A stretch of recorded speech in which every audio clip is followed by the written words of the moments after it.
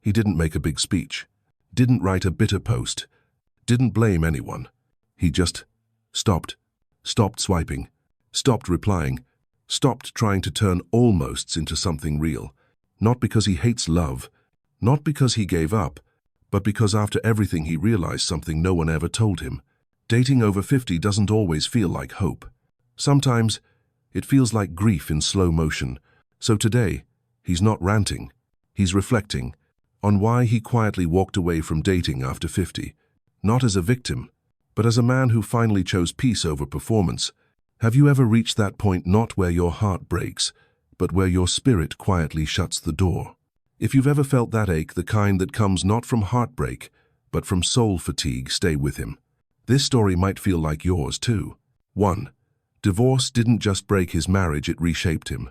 When people talk about divorce, they usually talk about lawyers, paperwork, custody, assets, alimony. But what no one really prepares you for is the spiritual collapse, the slow unthreading of a man's identity. He didn't just lose a partner. He lost the version of himself that believed love was unbreakable. He lost the comfort of waking up beside someone, even if things weren't perfect. He lost the rhythm that once made life feel structured. At first, the silence was brutal. Every morning coffee echoed too loud. Every holiday felt offbeat. Every empty chair screamed a reminder of what used to be. But slowly, in that silence, something began to emerge. Not bitterness, not rage, but self-recognition. He began to see how much of himself he had given up, to keep something that had long stopped being real. He remembered the nights he stayed quiet to keep the peace, the times he swallowed his needs just to avoid another argument. And when it finally ended, he didn't just feel free, he felt reborn. He's not rushing back into love, not because he's afraid, but because now he knows the weight of loving someone more than yourself. He walks slower, he watches longer, and sometimes he chooses no one at all. Because solitude is no longer scary, it's sacred, and peace is no longer negotiable, it's non-refundable. 2. He's not playing the role of boyfriend anymore.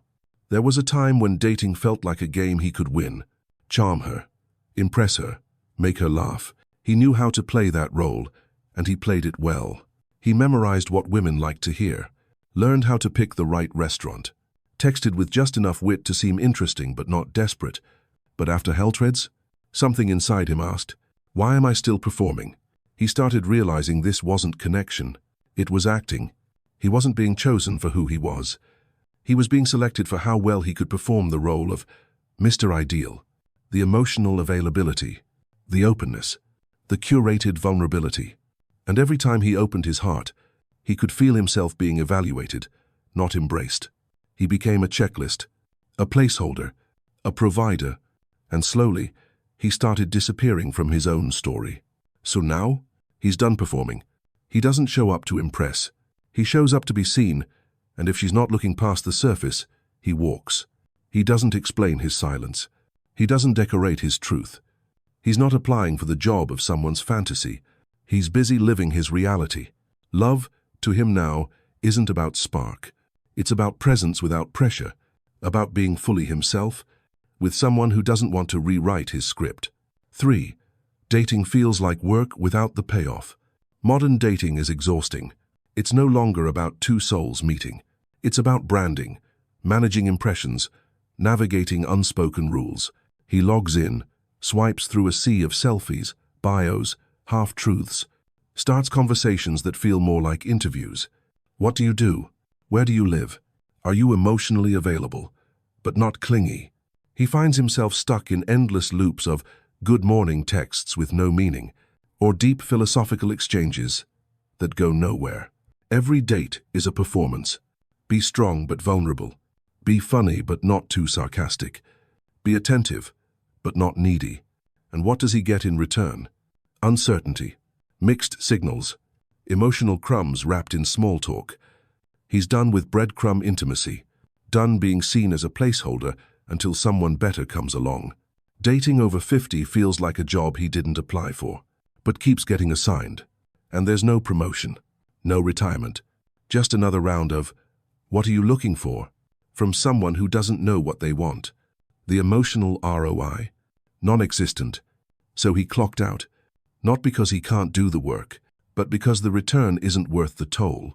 He invests his energy elsewhere now, in himself, his projects, his peace. Because chasing connection should feel like life, not like labor. 4.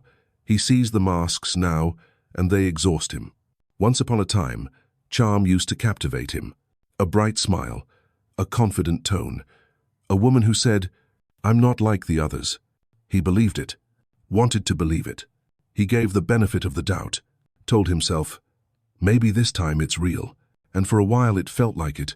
Late-night texts, laughter over wine, warmth in every touch. But he's learned something the hard way.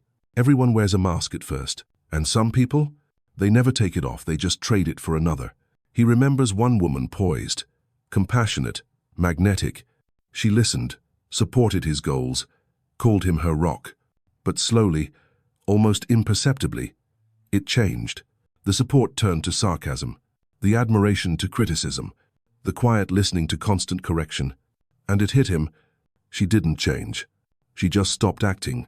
That truth stunned him more than any breakup, because now he doesn't trust the beginning anymore. So he observes, he waits.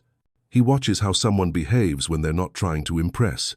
He no longer falls for fast intimacy. He listens for emotional consistency, not charisma. He values steadiness over spark, because the older he gets, the more exhausted he is by sweetness that turns sour, warmth that becomes warfare. He's not asking for perfection, just realness. And if that's rare in the modern dating world, he's okay bowing out. Not out of cynicism, but out of self-protection, because his peace is no longer negotiable. 5. He doesn't want to be someone's project anymore. It always starts innocently. You're amazing, you just need to open up more. You're such a rock, but don't be so stoic. You're strong, but I think I can help soften you. And at first, it feels like love. Like someone wants to reach the deepest parts of you.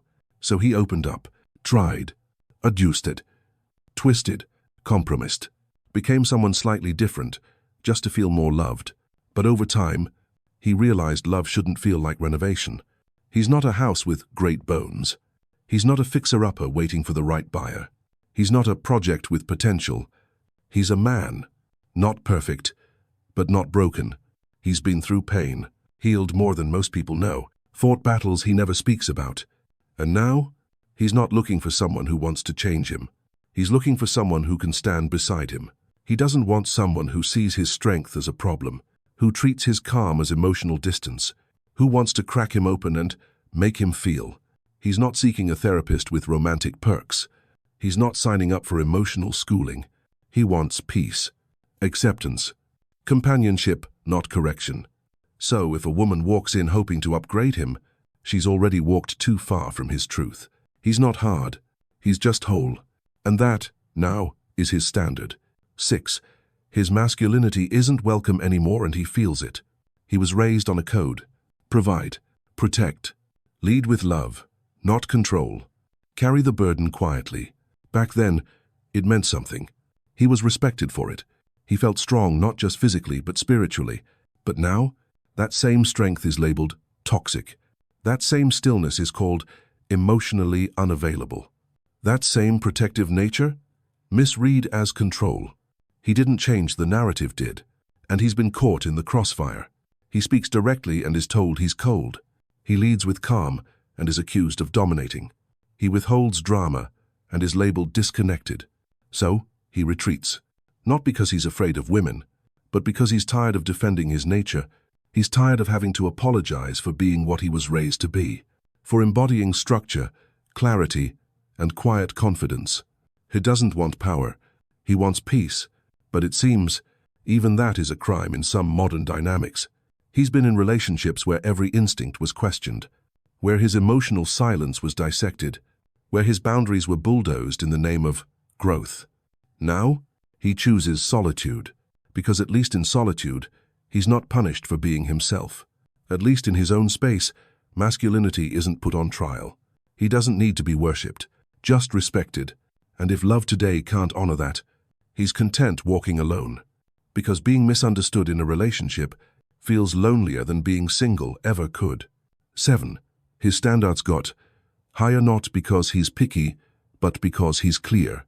In his 30s, he chased chemistry, the butterflies, the thrill, the magnetism that pulled two people together. But back then, he mistook excitement for compatibility. He believed love was supposed to feel like adrenaline. In his 40s, he shifted. He wanted someone who matched his lifestyle, someone who shared his values, could hold a conversation, maybe liked the same music. He thought compatibility would fix everything. But now at 50 plus, he knows better. He doesn't want sparks that disappear in conflict, doesn't need a social calendar full of parties and pictures.